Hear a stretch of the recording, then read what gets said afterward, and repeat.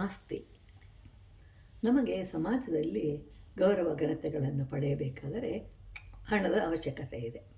ಅದು ಸಾಕಷ್ಟು ಇದ್ದಾಗಲೇ ನಮಗೆ ಸಹಾಯ ಮಾಡುವರು, ಇಲ್ಲವಾದರೆ ಸಹಾಯ ಮಾಡೋದಿಲ್ಲ.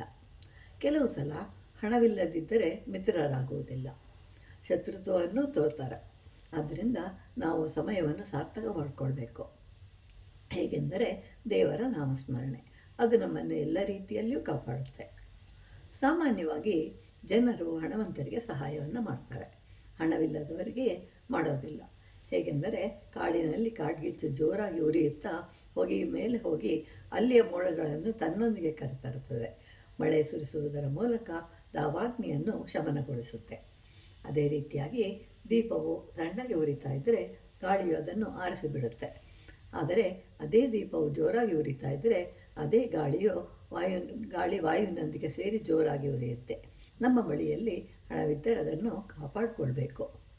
ನಮ್ಮಲ್ಲಿರುವ ಹಣವನ್ನು ಸಂಪ್ರದಾಯ, ಆಚಾರ, ವ್ರತ, ಪೂಜೆ ಇವೆಲ್ಲವನ್ನು ಮಾಡುತ್ತಿದ್ದರೆ ಲಕ್ಷ್ಮಿಯು ಅಲ್ಲಿಯೇ ಇರ್ತಾಳೆ.